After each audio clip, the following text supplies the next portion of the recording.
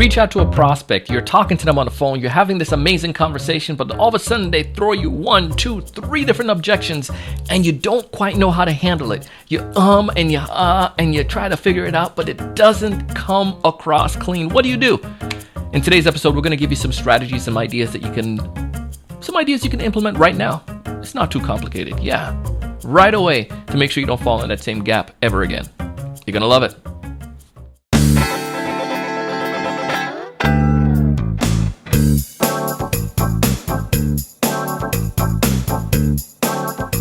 Hey everyone, welcome to another great episode of the Sales Evangelist Podcast here on TSC TV on YouTube.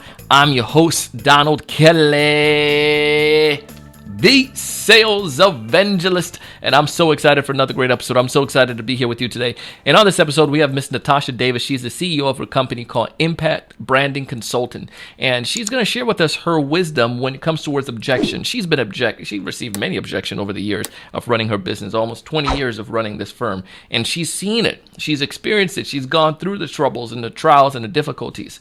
She's going to share how she's helped corporate clients and also individuals to be able to identify ways to handle these objections before they become issues, or especially when you're in the call, what you can do to be able to make them not that difficult and help the buyer be able to move on. Sometimes you may need to get rid of the prospect altogether. They're probably not a fit. She's going to give you some of her wisdom of what has worked for her and for her clients. So let's go and dive in and hear what she talks about as she shares this insight from her book and leads straight into our conversation about these objections. Welcome to the show, Natasha. Thank you so much. Excited to be here. Oh, I'm super excited to have you. I know you're going to deliver some insights for us today, especially as we're talking about objection. And how do we handle these objections? How do we get past the objections when our prospects throw them at us during the call? What should we say? How do we go about doing that? So I want to pick your brain on that before we dive into this. I bragged about you at the beginning there in the teaser and told people a little bit about you and great Natasha. But I know you wrote about this actually in one of your books recently. Mm-hmm. Would you mind speaking to that for a second? Tell us about that book. Yeah, absolutely. So my second book is called Be Unleashed. Unleash your millionaire mindset and build your brand. And as a brand strategist, a lot of times you have to look at the whole company. You have to look at the company from top all the way to bottom and all the in-betweens. Well, one of the things in business is what? Handling objections. And if you do not come from the heavy immersed world of sales, then you really don't know how to handle objections. And most of the time, we're just so passionate about what we want to give and what we want to give. We actually forget that objections is a part of business. It's a part of business. It's a part of sales. When we go to restaurants, right? And the waitress comes to us and you've ordered your meal, you're stuffed, you're like, oh, I can't eat another bit. And your waitress comes to you and they got the platter of desserts, and you say, oh, no, thank you. I'm full. I'm good. No, thank you. Does the waitress drop the platter of foods and fall on the floor crying, why would you object my plate? I'll never waitress like this again. I'll never. No, she's like, okay, no problem. And what does she do? He or she, they'll go to the next table and the next table, because at some point, somebody's going to say, yes, I want the cake, right? Oh. And so Be Unleashed really talks about business from top all the way down to bottom and all the in-between things, the things that we don't think about and the things that we are afraid of. A lot of times in business, we are very much afraid for a plethora of reasons. We're afraid to ask for help. We're afraid to actually put a plan in place. We're afraid of what it really means to be successful and to get successful. There is a huge fear around really being wildly successful, cracking your first $500,000, cracking your first $1 million, cracking that 2 million mark. Most small businesses actually think that $250,000 you've arrived. $250,000 is not enough in this era to do business. You have got to scale and keep scaling. And I often say you got to think big, you got to build momentum, you got to scale fast. One of those ways is learning how to deal with objections. Oh, Natasha, my goodness, y'all need to get that book. Yes, get that book. That book is blessing people. I'm gonna put a link down in the show notes so you guys can get access to that. Check it out and unleash. I just feel like unleash. Get out. You're so right. I remember when I was a server in college and somebody would tell me they're not interested in like desserts or cheesecake right now. In my mind, I'm like, they're going to come back tomorrow. I mean, in a month or, whatnot. Let's get them in the future. Or like you said, go to the next one. I don't have time tonight. Let's go find the other one because, and obviously there's certain, but I get the point, that it's the mindset that we should have is that it's not the end. We shouldn't quit doing what we're doing because someone object right now. You know what I mean? Exactly. Not being prepared for the objection is also that's actually very painful for a business. And I'll tell you what I mean. When we think about it, those that are here with us, joining us today, do you have an objection handling document for your business? You have one documented, and I'll tell you, in business, if you've been in business for longer than 30 days, you've been rejected, right? You've had an objection, you've had a rejection, right? And so, as you get the objections, don't just leave it in your head, and definitely don't just let it pass. Document what was the objection or the rejection, and start to develop and build a document and begin to build responses to it. Oftentimes we forget that some people, the reason why they reject our offer is because we have not given them enough information to make a decision. And when you don't give people enough information to make a proper decision, the only thing they can do is say, no, not right now.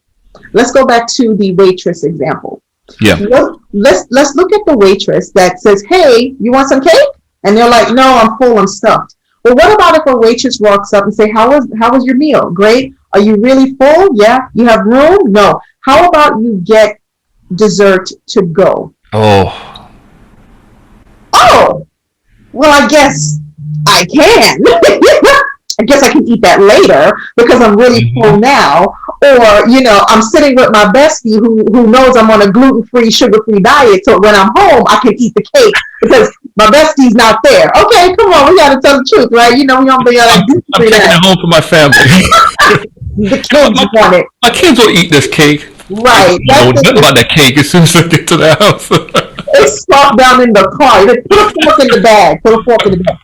So I'm just saying, if we approach things, we have to give people enough information so that they can make a full circle decision. Now, if the person says, I just ate a beautiful salad, I'm gluten-free, I'm oil-free, I'm butter-free, and they've made a decision, I am not going to eat anything that has butter, eggs, oil, whatever, then you've given them enough information to say, actually, no, I actually don't eat cake or I don't eat ice cream or whatever.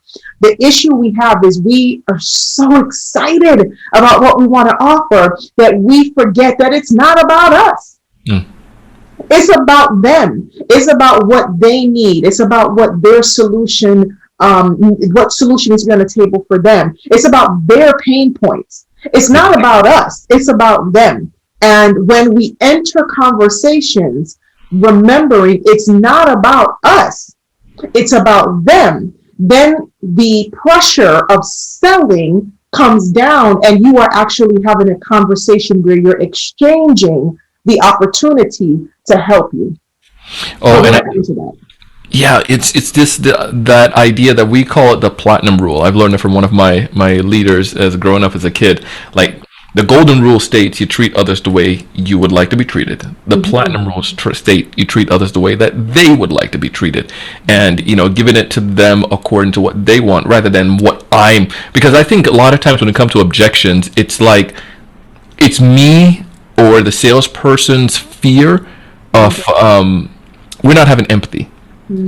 Because we will negate the opportunity to help somebody even before an objection comes up. So we people never buy desserts, so I'm not even going to ask. It's Right. like, serious? Like, that's because you're afraid of getting rejected by it. So then you're going with that idea. And again, it's not rejection. If you go with this idea approach, like you're saying, it's totally not a rejection. It Right. is not right now, or it's not the fit for it. Can I go to somebody else? And I love this. Go back to what you shared a little bit ago about having an objection handling, document. Yeah. Yeah. That to me was a total game changer in my business. And bless God, I've been in business 18 years. Some days I'm like, Congratulations. what in the world? Like, whoa. And so it went by fast. But Natasha, it sounds like there's a story in that.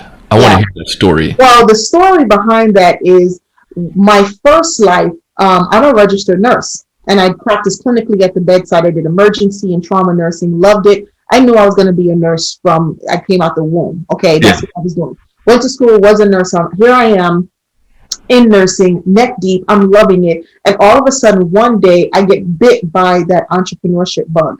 And I tried to shake it off. And I'm like, oh, get away, bug, get away, entrepreneurship. I'm a nurse. I don't think so. And I really, the bug sunk its teeth into me. So I crossed over, couldn't get rid of it. I couldn't shake it. And I then, I dipped my toe. So I dipped my toe into entrepreneurship, and I was like, ooh, I like it. I got the shiny eyes, the star eyes. I like it. And then I went all the way in. Well, what happened is I shifted. So I went from being an emergency room nurse, and I started exploring, well, what does it mean to fix problems? Because I'm a problem fixer by nature. I'm a healer by nature. If you're dying, I'm going to come and save you. So that's a problem. I'm dying. I have a problem. You need to save me. And so I thought, oh, I can save a person. How about if I can save a business? I can save the life of the business. And so I began crossing over into that.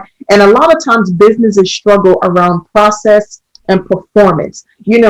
When you think of the lifeline to a business, we always think of the people, customers. We got people, manpower, people, right? But, suppose you have a bunch of people, but you have no processes. You have no systems. You have no way to track performance. You have no outline to get anything done. So you're working in chaos. And so that's one of the pieces I brought to the table. And so that's something I really know well, process improvement. And I'm very agile. As an emergency nurse, you have to be very agile. You didn't have time to sit there and, I wonder if this is really the right medication. Meanwhile, the person's dying here. You got to figure it out. So agility is something that I naturally have. So I just took that skill and I translate that into business. But the first 4 years of business was pure hell because I didn't know what I was doing. I was a nurse, baby. I sat there and I'm like, why isn't the phone ringing? I'm not marketing it. I'm not doing anything. I just hey, I'm here, universe. And I expected the universe to come knocking my door down because I still had on the mindset of a worker bee, an employee of a nurse. I never put on the mindset of a business. And let me tell you something, nurses typically don't get rejected. No. I can tell you that right now. So I struggled with sales. I struggled with proper marketing. I struggled with handling rejection and objections because it's not natural. That's not normal. The nurse, I'm going to save your life. No, thank you. I'm okay. Come back next week. Let me see. I'm gonna go home. I'm gonna walk it off. So, or you're sitting there, nurses don't stand on the corner. Hey, I'm here to help you. I can fix you. Come on in here. I don't have to convince you to come into the emergency room, right? So here you are. I stepped into this world, and the first 4 years was hell. I floundered like a fish out of water. I didn't know what I was doing. And so as I kept learning and I kept putting the pieces together, and I said, okay, first of all, let me go back to critical thinking skills. Okay, let me go back to critical thinking and go to algorithms and processes. That's what we learn. And so I stepped back and said, oh, that's the problem. So once you start to put these things together, when you hit someone says, oh, no, I'm not interested. Oh, wait, so, God, how do I answer that? Like, what do you mean? You can't say, well, what do you mean you're not interested? Or, blah, blah, blah. You start identifying the needs of the person from the point of hello.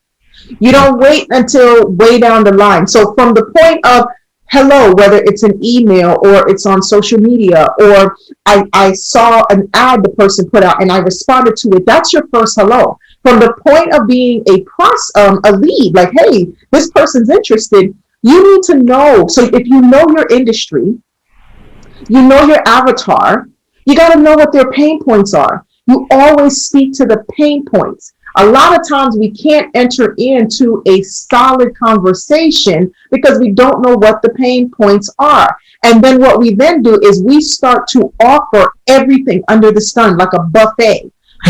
People don't want that many options. If you give me that many options, I will make no decision. So then I will say, no, thank you. This is not for me. Well, if you start the conversation with, so, thank you for what made you reach out? What made you seek interest in this particular company or this level of service or my ad? What triggered you? What made you pay attention? What are you struggling with? What's stopping you from achieving X, right? What's holding you back from achieving X or hitting this milestone? And you want to have a conversation. Now, here is a sweet piece of a golden nugget here for you. When you step into a conversation, the first thing you want to lean into is you let people know immediately there's no obligation in this conversation. I just want to talk to you to understand what you're currently faced with. And if, this is a big one, if we have a solution for the current problem you have, then we will talk about next steps. But for now, we're just talking. There's no obligation. There's no expectation of anything. So if you don't lift the anxiety and put it on the side, I will now engage this conversation with you 100% on guard because I know you're going to sell me stuff. There's a trick. There's a hook somewhere in it. Tell me how much, right? And so you want to enter the conversation. The other thing, as the business owner leaning in, you really need to know your products and services. You have to know it like the back of your eyelid. And what I mean by that is you can't just say, we sell consulting. What does that mean? Yeah. Oh, I'm a coach. What does that mean? We do commercial cleaning. What does that mean? No, what do you actually sell? Because here's the piece of the puzzle. As a consultant, you need to break it down into what exactly you do. Think of a file cabinet, right? You got this big old file cabinet, and every file cabinet has a drawer. You pull out the drawer, and inside of the drawer, there are files. So I want you to think of your customer. Here's the file cabinet. This is the big consulting file cabinet. Well, each drawer represents something specific that you do under the consulting file cabinet in that umbrella. If I pull out, like, for example, impact branding, we do strategic planning. Pull that drawer out. Well, what about strategic planning do we do? We do corporate training and development. Let me pull that out and let me get into that drawer, and I'm going to pull out the respective folder, right? What about if we say, well, we do branding? Well, we do branding, but we also do rebranding. Two different things. I got to know which drawer we're going into and which file we're pulling out. So what happened is you get on the phone and say, oh, yes, we can help you. We can totally help you. We do consulting. We do coaching. We do audit and compliance. We also do training. We have an online program. We got a couple books. I'm doing a webinar next week, Thursday at noon. Are you available at noon next week, Thursday? Oh, and we have the podcast, too. We have the podcast, too. And the podcast. Don't forget the podcast, right? Don't forget the podcast. So we give people so much, and here's what they hear. Blah, blah, blah, blah, blah, blah, blah, blah, blah, blah, blah, and their brain shuts down. It's like, you can't help me because you don't even know what's wrong with me. Yeah. You always want to know what's the problem. When you know what the problem is, you laser focus on the problem and you present that solution for that problem. If the solution happens to be in your coaching file cabinet or your consulting file cabinet or your training file cabinet, then go to that cabinet and pull out the respective drawer and hit the file, hit the right file. So we want to be laser focused. People do not want generalists. Yeah. They don't want generalists. I don't want you to generally fix my problems. I want you to specifically fix my problems, right? Also, another key thing is know your process to getting results. See, people want to know, how are you going to help me? What is your formula for getting results? Step 1, we do this. Step 2, we do that. Step 3, we gather this. Step 4, we apply that. Step 5, we present this. Step 6, what is your formula to getting results? See, because when you know the formula to getting the results, you raise your confidence level. So now you can enter into a conversation knowing I can help you. I know I can help you. And so now your conversation really is totally about them. Because see, the rejection is because I'm declining or I'm dismissing or I'm refusing to accept the thing that you are offering me because it is of no value to me. Oh. Contrary to what people think, the whole "we don't have a budget" line is not true. It's a get out of jail free card. We don't have the budget. Here's another great one. I gotta talk to my spouse. Okay. Gotta think about it. I gotta think about. That's another one. I gotta think about it, right? So when you, information. It's like, when you enter into a conversation, the first thing one of the things you have to establish when you start to communicate, if you don't establish a transactional relationship in the beginning of the conversation, it's not going to go anywhere. Here's the key thing that I learned many, many years ago, and I still know that is true. You can't say the wrong thing to the right person. Ooh, one more time for the people in the back. You cannot say the wrong thing to the right person. Why do you feel so strongly? I feel strongly about that because I have not only witnessed it myself personally, I've actually seen it in other people. Perfect example. I remember when I was very green in business and I didn't have all this situated and got together. I'm just like, I just want to help people. I'm going to save lives. I'm going to save companies. Yay, I'm the best thing in the right? And I had an associate of mine who was relatively in my same industry, but they did not do what I did. They were just in the industry, right?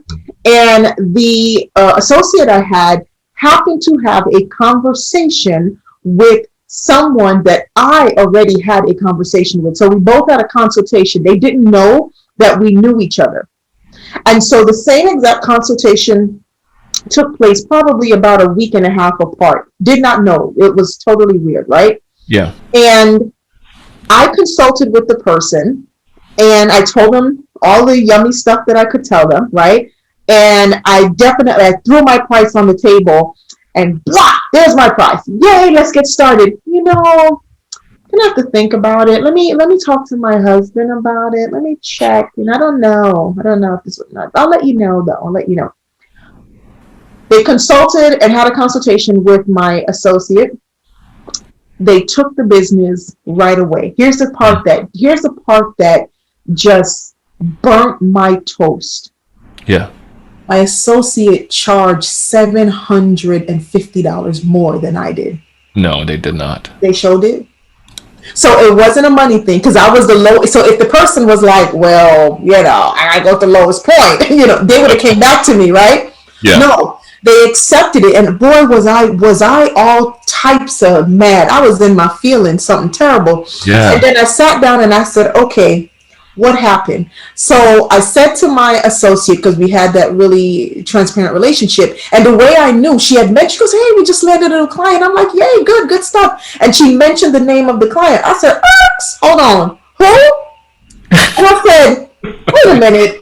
I said, okay, do they do this, and this? Yeah. And yeah. And I was like, this is your website? Yeah. I said, oh my God, I just consulted with them a week and a half ago. I said, how much did you charge them? She told me the number. I said, that's $700 more than I am. What's going on? She goes, I don't know. Maybe you didn't tell them how you were going to help them. That's exactly what she said. Maybe you didn't tell them how you were really going to help them. And at first I was like, I ought to slap you silly. The wound is still fresh, okay? The wound is still fresh.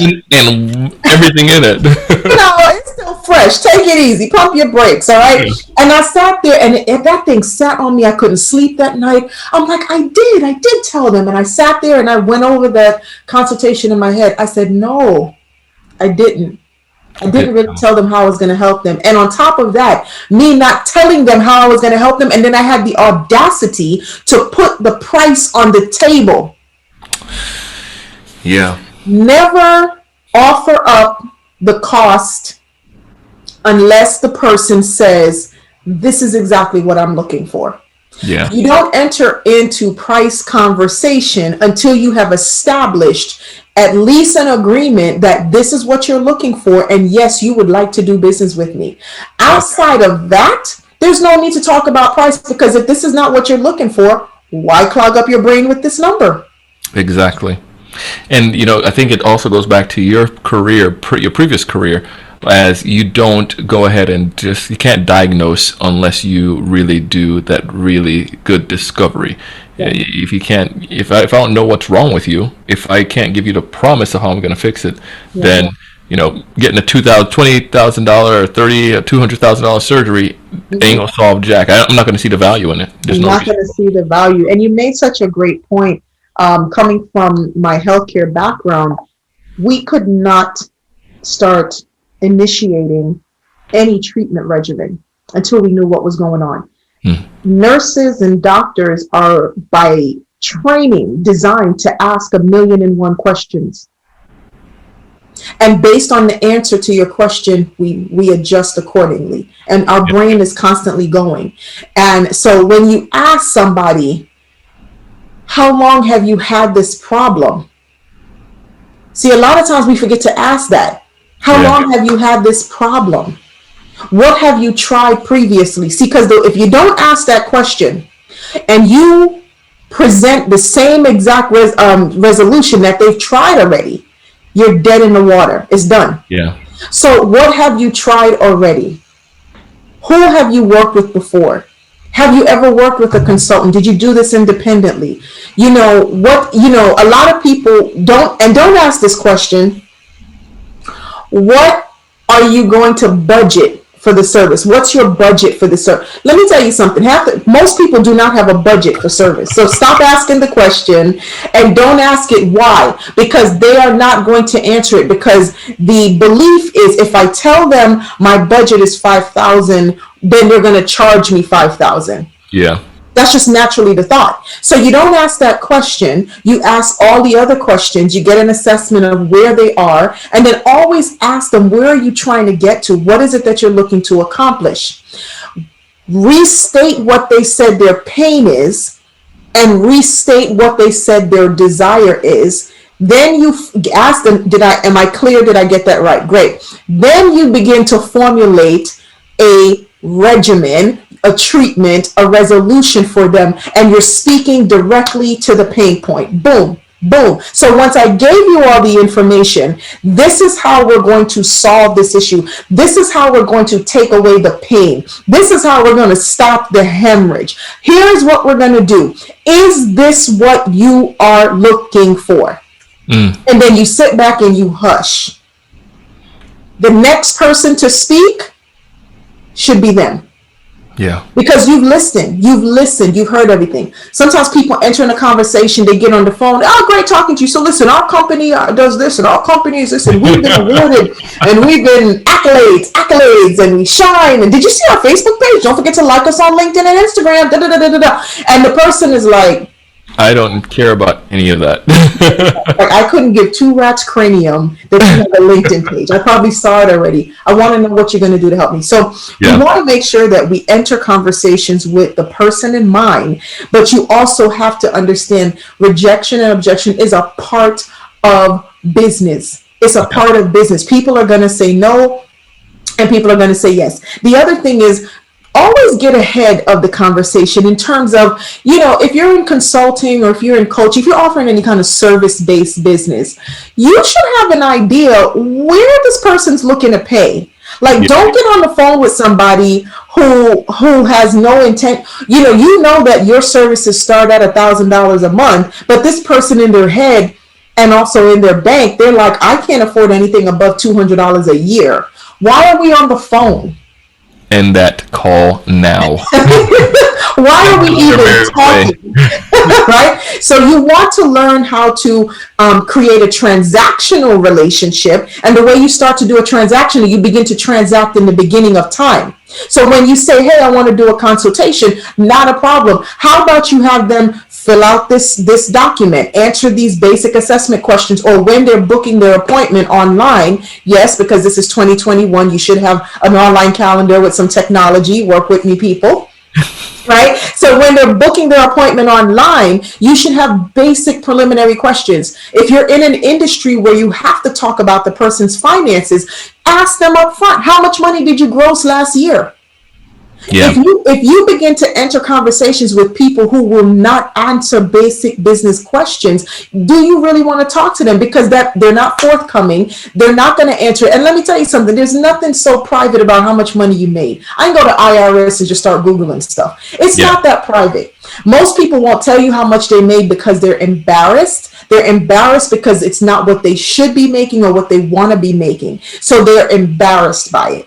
Yeah. So you want to get to the question, especially if you have to deal with anything that has to do with the company's money. But at the same time, you do have to get a money conversation. I need to know how much this person can afford. You know, another thing is, have you had this service before? Yeah. Have you used this level of service with any other company before? What did you pay for this level of service? That's another way to ask, so you can understand the mindset of where that person is. I remember before I did this, I got on a call. I was so excited to get my little consultation. I had just launched just a couple of years ago, and I just started using online booking. And I was like, woo-wee. I mean, every minute I'm looking at the phone. Do I have an appointment? Do I have an appointment? And got my first online booking. I was like, sweet. I didn't ask a thing. All I wanted to know was your name, what's your number, what's your email. That's it, baby. That's all I cared about. Got on the phone. This person wanted Kobe beef and prime rib. You know, they didn't want plain old broccoli. They wanted broccolini. They wanted the top line, right? Yeah. But all they was willing to pay for was a hot dog.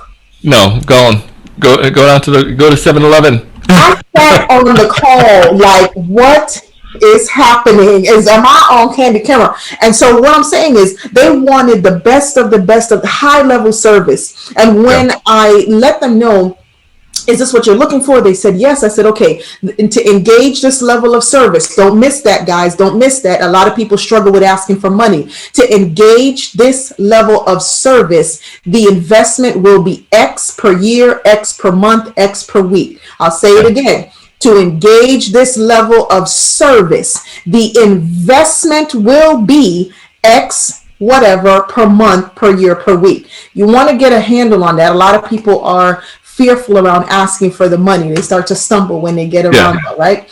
So when I put it on the table, and it was a service she wanted, and the level of service she wanted was about $2,000 a month. I said, that's going to be $2,000 a month. A month or a year?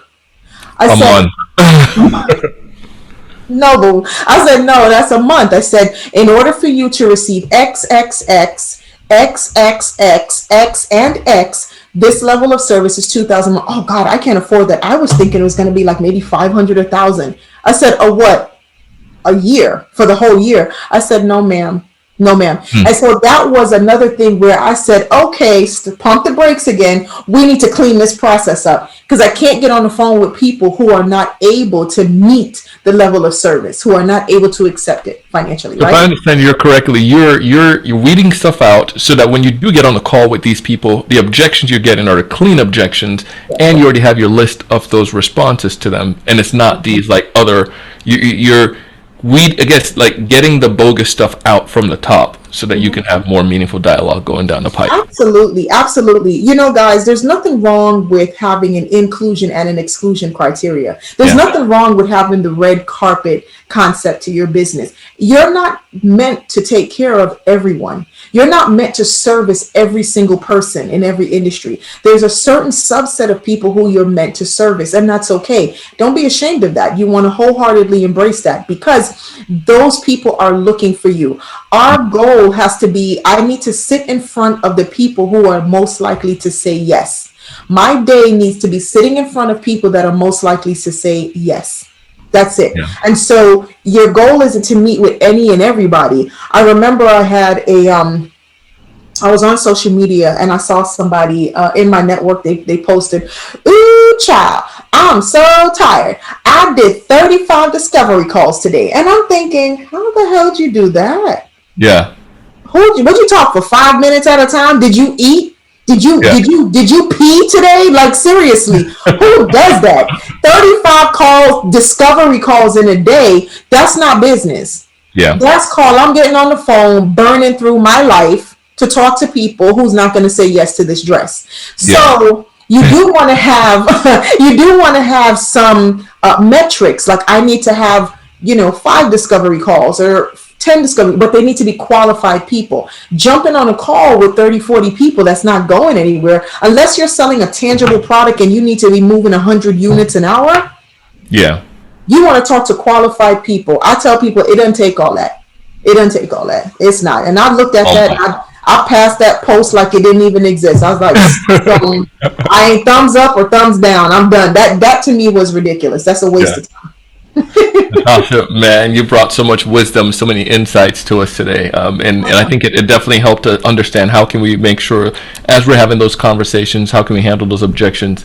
If folks are listening to this and they want to get in touch with you, they enjoyed what you said today, they feel impressed that they can apply these things, how would they go about connecting with you?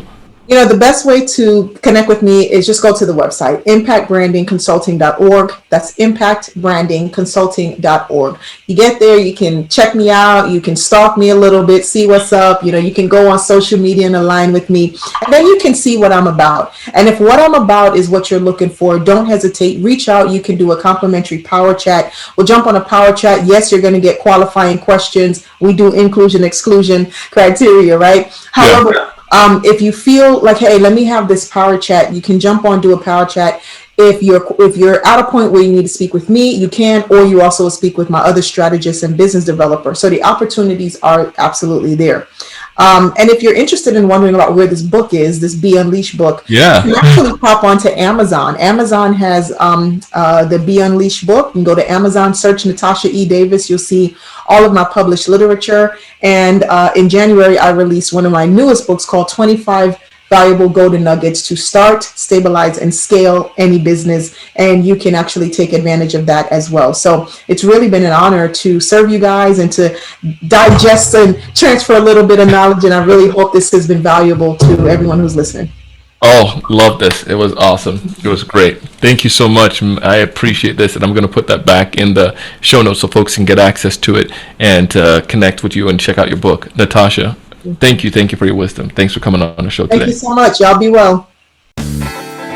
That was Natasha Davis, and if you want to get connected with Natasha, feel free to go back into our show notes. You can also go find all of her details. If you're listening to this on Apple Podcasts, just scroll down and you'll be able to see the links there. Click on it, it'll take you right back to her website and also to our show notes as well. Listen, we want to help you, and we want you to connect with folks like Natasha. We want you to check out her book. We also have a link to that as well, and all of the great details that she shares. I mean, these things, it will only come to fruition if you apply what you heard, and that's the critical piece. Applying what you heard so you can do now what you know and enjoy the results later. Also, speaking about applying, I want you to be able to take advantage of the gifts that we're offering you. Some of our sponsors are giving some amazing stuff, and I want you to be able to try them, test them out for yourself. You can find out more about that. You can see all the details of those things by going down to the bottom of this episode. You'll see the links there to our offering from our sponsors, and I just highly recommend you take advantage of it. As always, I bring you these guests, I bring you this content because I really want to help you. I've been in your shoe, I've been on a path, I've experienced what you have experienced. I want you to find more of those ideal customers. I want you to know what to say when you reach out to them. I want you to close more deals, but most importantly, I want you to challenge your mindset each and every single day to go out and do big things. Thanks so much for watching. Hey, thanks so much for taking the time to watch this video today. If you enjoyed the content, I ask you to go ahead and hit that like button, that thumbs up at the bottom right-hand corner. Also, to make sure to subscribe if you haven't done so already. This way we'll keep you up to date with all the latest sales strategies, latest tools, and things that are going to help you to not only find more prospects, but to close more deals. Thanks so much.